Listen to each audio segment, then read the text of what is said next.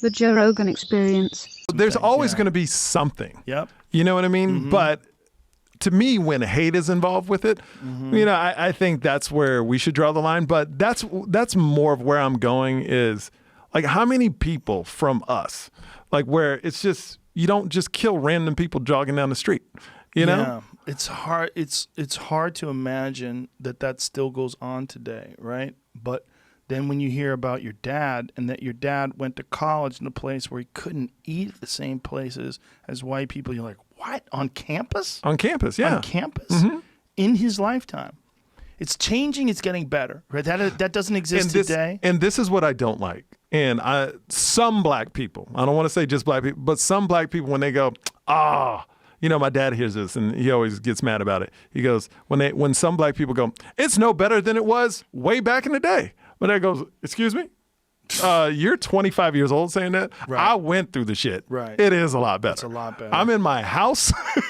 I can go to any restaurant I want. Right. You know, and that's the interracial relationship doesn't mean anything anymore. No, I mean, to it most doesn't. people. To most people. Most people don't care at all. And that's the whole thing is that my dad is like, some black people discredit the whole journey because they try to just say, it's just like it was before. No. Well, have you ever read any of Steven Pinker's work? Mm-mm. Steven Pinker is a really, really brilliant guy. And one of the things that he gets criticized for is showing how much less violent the world is today, how much less crime there is, how much less rape, how much less murder. And that this is essentially the safest place, the safest time ever in human history. And people are like, you're discrediting all of the horrors that happen. He's like, no, I'm not. No, I'm not. I'm not dismissing all the terrible things that happen in the world. But we're saying, even though those things do exist, they exist at a far less frequent time, far less frequently than did 100 years ago, 200 years ago, and any time throughout human history.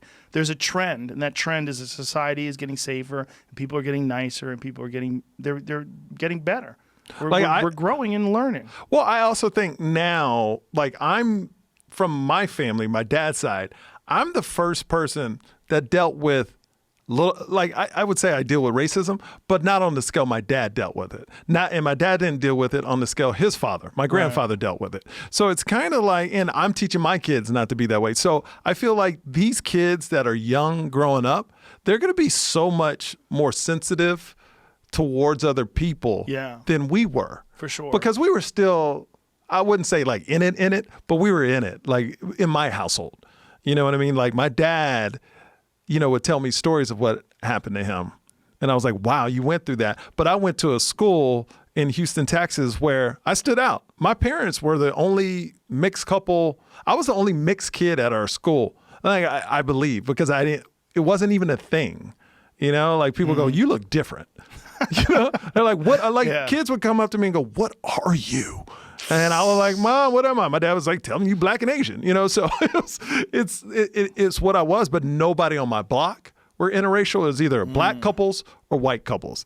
And my parents were like before the trend, and it's a thing where I saw what happened to my mom. Didn't teach me my mom didn't teach me anything about my Korean heritage because people made fun of her accent. So she didn't want me to go through that. So she tried to Americanize me as fast as possible.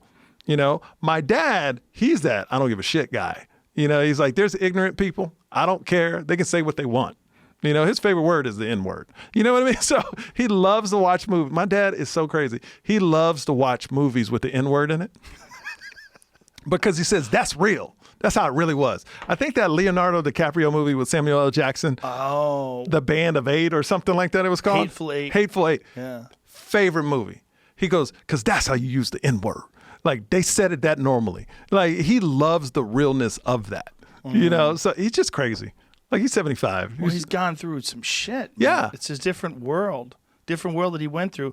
This is one thing that when people complain about social justice warriors and the ridiculous calling out of everything being racist and everything being sexist. And I agree.